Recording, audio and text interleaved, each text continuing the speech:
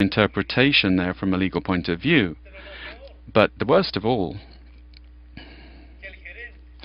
is that the manager of this company earned $18,000 a month. That's what I earn in 9 months. He earned in 1 month, without any investment being made.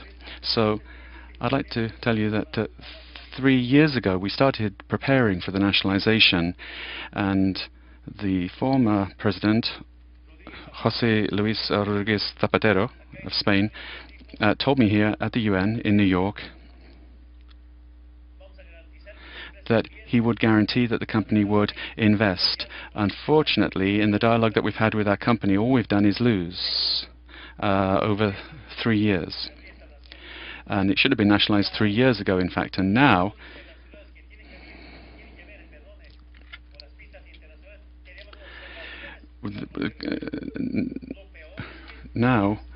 we're seeing that the airport terminals are very small, and since we have an economic upswing, a lot of people want to travel, but the airports are too small because there hasn't been investment in the airport terminals. So we were obliged to nationalize, and of course now we're going to invest in them. That's just one example of how companies operate, but the companies that are partners, like Repsol from Spain, they are excellent partners. They invest, we work together very well. If companies invest, let me tell you that the investment is guaranteed, and you can also recover your investment. We have a lot of Total, Repsol, Petrobras from Brazil.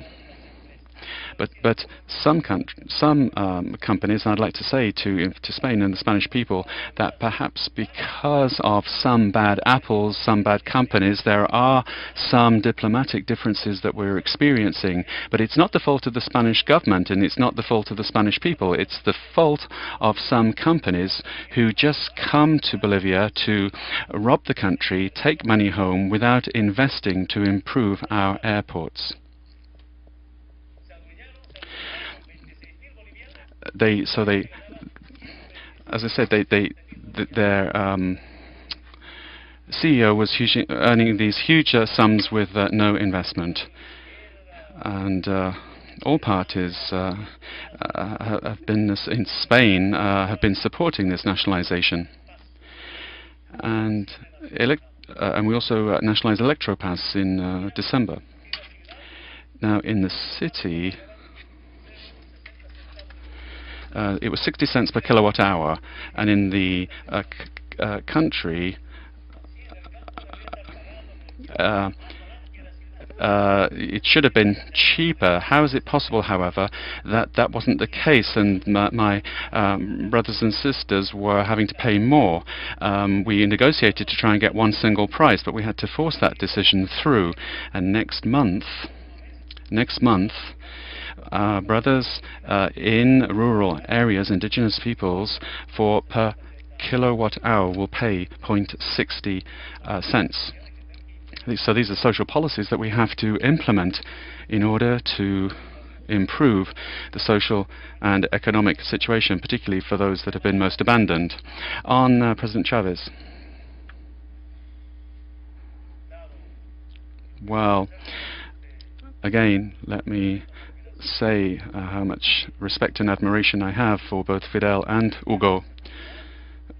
In the first and second years of my administration, 2006-2007, their help with social policy, the Miracle Vision, support for our productive sector, support for small-scale projects from Venezuela was so important for consolidating the change in Bolivia.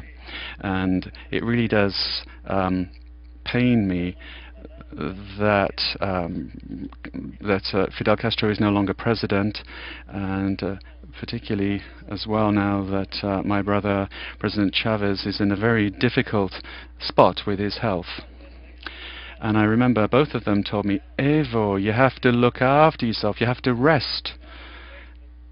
And now, and they were telling me to rest, and I didn't. I wasn't listening to them, and now I do see that they weren't resting either.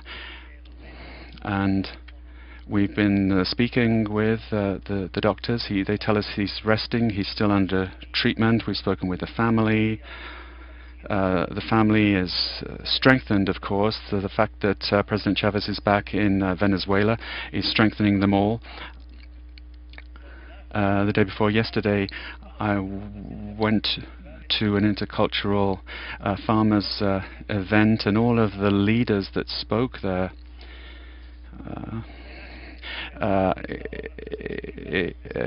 expressed their thanks for this organization, but above all, they said, well, fortunately our brother Chavez is back in Venezuela. Our brother Rafael Correa has been re-elected in Ecuador. When presidents are part of historic century, once-in-a-century changes, people recognize this work of presidents and commanders in Latin America and the Caribbean. And I hope that President Chavez will soon once again be at the helm of the Bolivarian revolution in Venezuela, as always serving his people.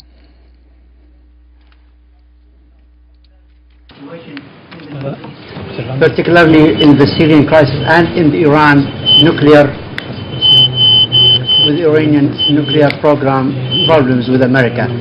How do you view those crises, and what advice do you have from your example in Latin America that you may pass on to the people of the Middle East?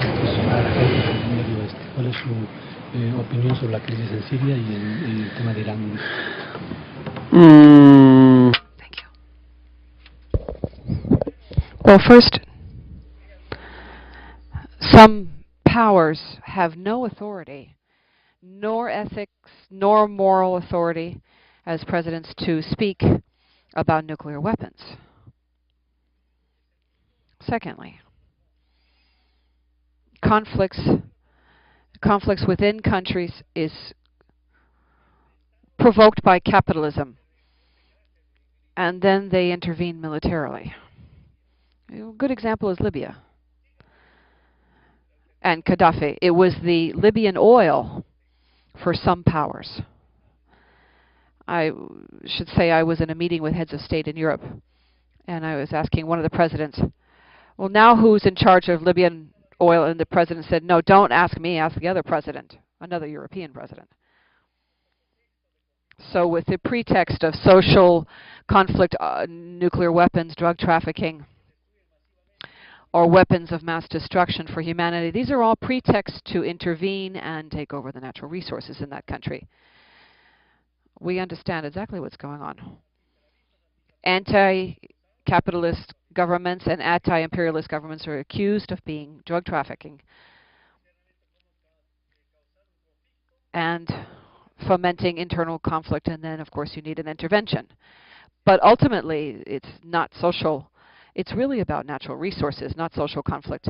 That's why Bolivia does not believe in war or interventions, nor does it want to discuss that in the United Nations. If there's a democracy or no democracy in the United Nations, it's not possible that all the countries of the United Nations would be subject to the Security Council. What Security Council?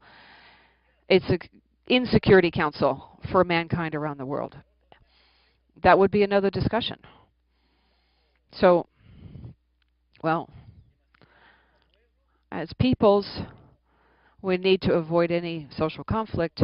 That's not the issue. Without social conflict, there would be no reason for intervening. There are groups where conflict is fostered by the government of the United States. They create conflict, as they have tried to do in Bolivia and other places, and then justify a coup d'etat, as they've done in Latin America as well. In Bolivia, after approving the new constitution, we have become a peaceful country, pacifist. We don't provoke anyone, but everyone should also be prepared if there's any kind of territorial aggression against us. I come from the culture of life, not from the culture of death.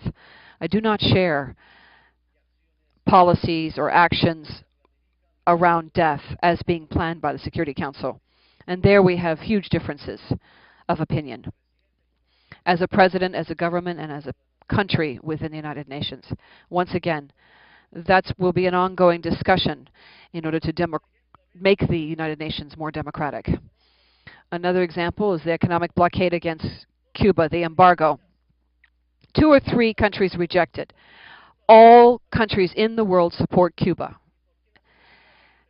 So why does the United Nations not make the resolutions be complied with? Israel and the United States reject, and then all the rest of the countries in the world are subject to the will of the United States and Israel. What democracy? And we could give many other examples of what happens in the world like that. What about relations between Chile and Bolivia right now? Like the example of the soldiers who were taken prisoner and also the passage to the sea. Thank you very much for talking about soldiers such as and not talking about CNN, talking about officials. They were drafted into the military and they are serving military because it's compulsory. They were used to fight against smugglers. They were chasing smugglers. I think that there's a political purpose to them being detained. I think for the first time in history in Bolivia, or of the 2 countries like Chile and Bolivia, we've said it truthfully, we've said it using historical arguments, we've used legal arguments, and above and beyond that, we've said it to their face, in their homes, and in front of 60 countries. We've talked about the situation of the passage to the sea for Bolivia. And it bothered them. It bothered the government of Chile. And now they have taken revenge with 3 soldiers. I think it's lacking in humility, not because of the people of Chile, but the government and the president. Our soldiers are now heroes and defenders of the sea. It's not because the president and the authorities have an issue with us about the whole passage to the sea issue that they should then arrest our soldiers. This is tension between governments and presidents, but there are peoples, fortunately there are people in Chile who support our sovereign claim to the passage to the sea. I should say here there are enormous contradictions in the President Piñera's policies. First he